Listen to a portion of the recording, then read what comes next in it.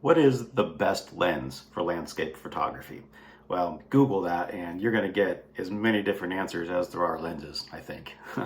Typically, what you'll be told is that the wider the lens, the better it is for landscape photography. So your 35 millimeter lenses, probably 50 and wider, is probably going to be a general recommendation, 24 millimeter, 14 millimeter, just so you can get those big, wide open vistas that landscape photography is so famous for.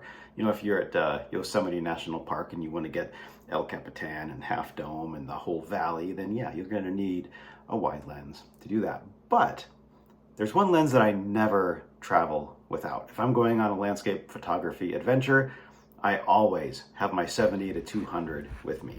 And why? Why do I bring the big long lens?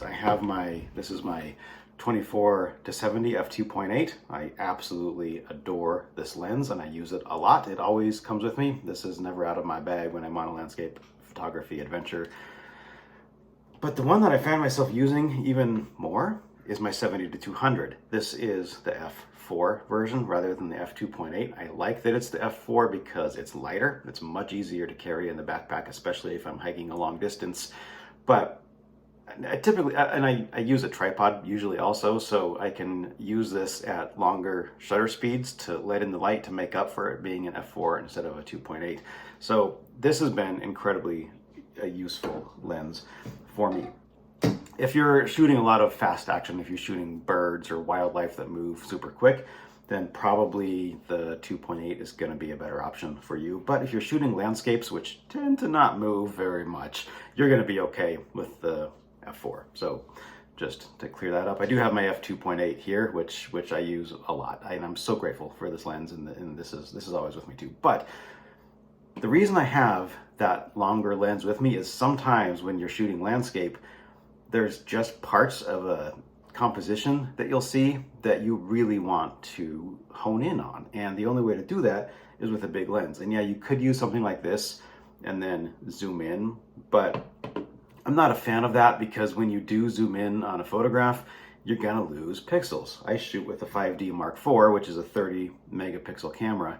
And if I zoom in, if any really substantial amount, then my 30 megapixel image is going to be cut down. You know, it might end up as a 15 megapixel image. Then the amount you could blow up your image for print is really limited because those pixels are going to start showing, and that is not ideal.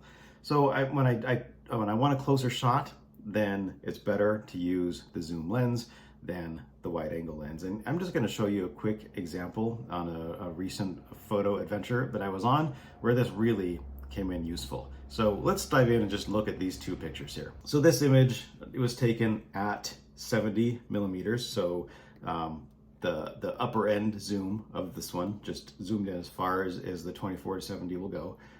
And it's fine. It's fine. I really liked these rocks here in the distance. Obviously there's not a whole lot going on in the sky here. Like it's kind of blah, just not a lot happening. And what I would really prefer is an image without that sky. And so I thought, okay, what if I just crop in on it, you know? What if we just crop in? But look how big that crop is. Look how big that crop is.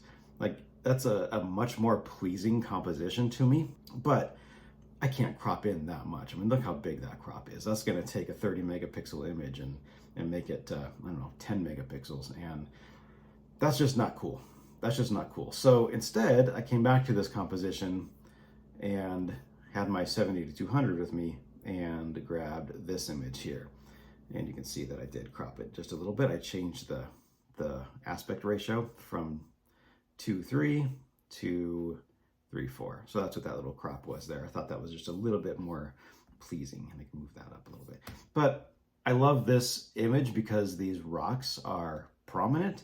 These rocks are much more crisp and in focus than on the previous image, and it cuts out that just boring sky that just really wasn't adding to the composition at all. So we've got this really cool hill, this mountain and shadows in the background that I really like, kind of against that green shrubbery and these really awesome rocks that were poking out. And that is not a composition I would have been able to get if I only had my 24 to 70 with me. So traveling with The 70 to 200 is great, takes up a little bit more room in the bag, obviously, but if you go with the F4 version versus the F2.8 version, it's going to be significantly lighter, easier to carry, easier to put on in the field.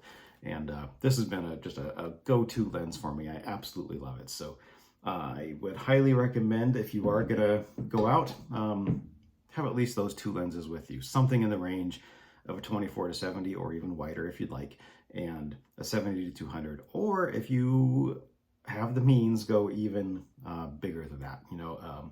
The 100 to 300 might be a good option. If you really want to go in there, bring a 600 with you. That could really change the game. But for me, I do a lot of hiking. I park my car and I'll hike in somewhere, and I don't want to be lugging around big, giant zoom lenses with me. So for me, the 24 to 70 and the 70 to 200 is really the perfect range for me when I'm going landscape. What do you think? What's your go-to lens in the field, and why do you love it so much? Thank you for watching. Thank you for spending just a few minutes with me today. I just wanted to share a little bit of my thoughts on why I like to travel with a zoom lens for landscape photography.